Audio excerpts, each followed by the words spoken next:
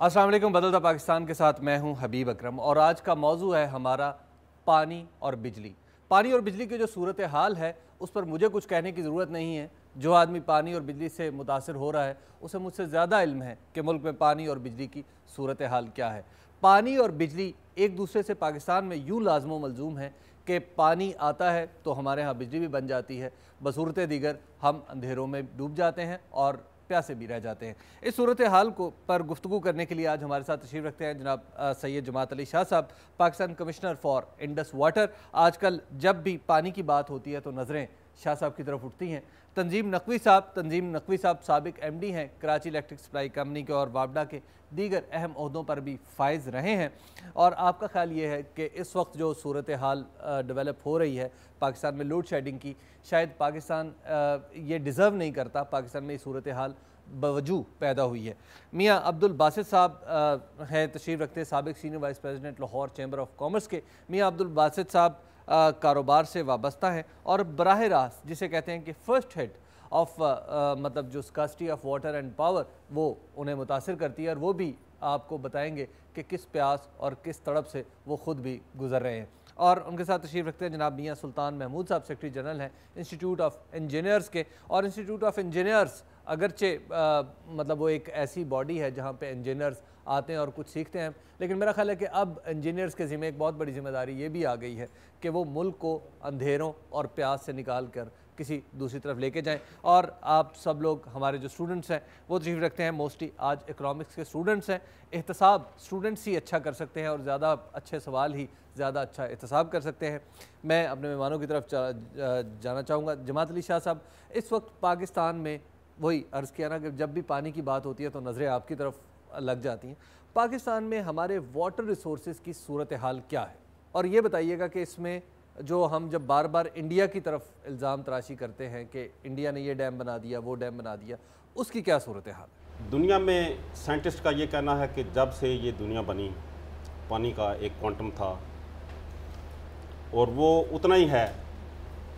जब ये universe create हुई थी। अब ज़ाहिर है कि ये पानी या तो समुंदर में है या दरिया में है या क्लाउड की शक्ल में है,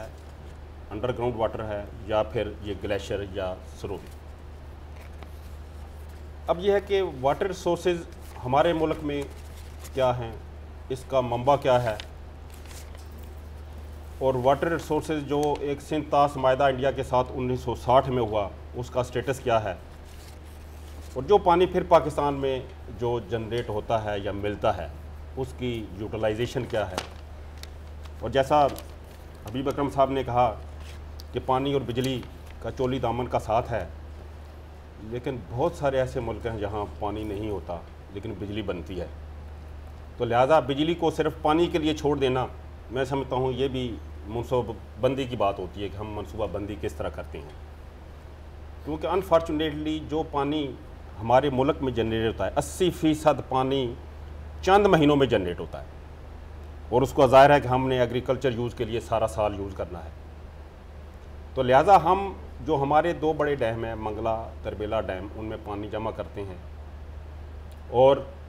एग्रीकल्चर यूजेस के लिए वो पानी जो है वहाँ से निकलता है, उसकी सूबे इंडेंट देते हैं, एक रिक्वेस्ट देते हैं, और वो पानी बिजली बनाकर निकलता है। तो बिजली इसका बाई प्रोडक्ट है। तो लिहाजा अगर दो डैम हों तो पानी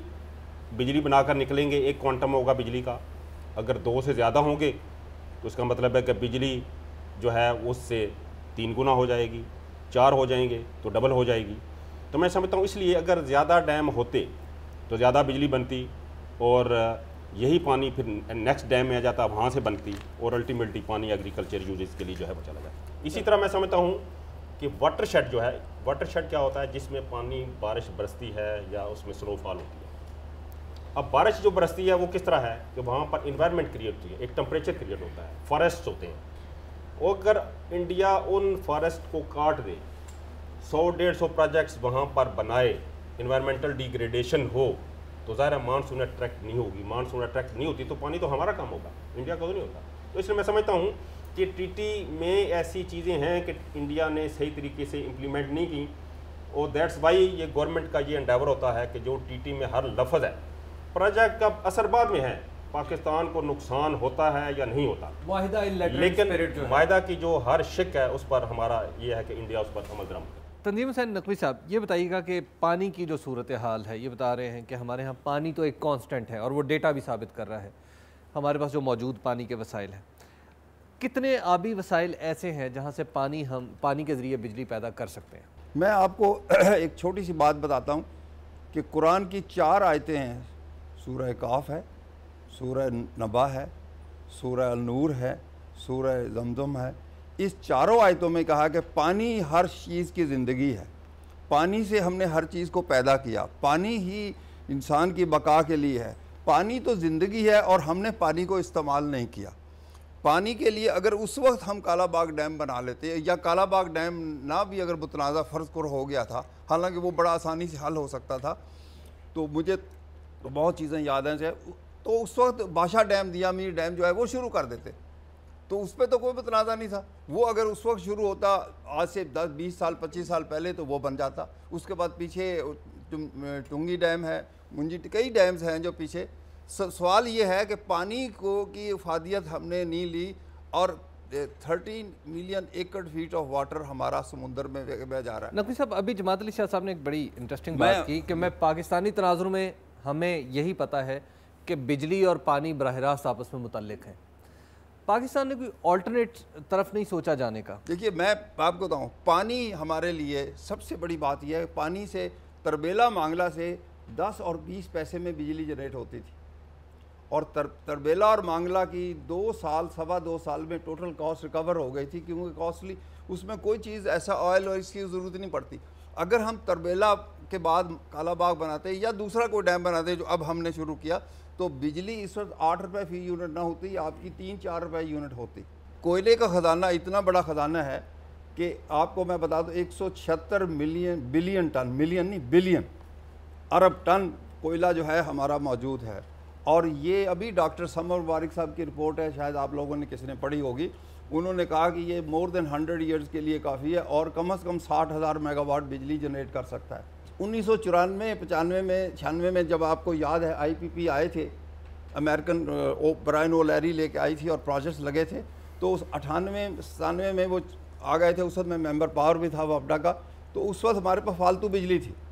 اور ایک زمانے میں ہم اس وقت انڈیا کو بیچنے کو تیار ہو رہے تھے۔ یہ جنرل مشرف کے ابتدا میں یہ بات میں نے اس پہ اعتراض یہ کیا تھا، اور میں نے گورنمنٹ آف پاکستان سے جا کے لڑا تھا کہ آپ اب اس کو کہتے ہیں کہ یہ 2-3-4 سال کے بعد یہی جو سرپلس بجلی ہے یہ پوری ہو جائے گی، کیونکہ ڈیمانڈ جو بڑھ رہی ہے، انڈیا کو اگر ہم نے بیچنا شروع کر دیا تو ہم ایک عذاب الہی میں مبتلا ہو جائیں گے۔ میاں عبدالباسط صاحب،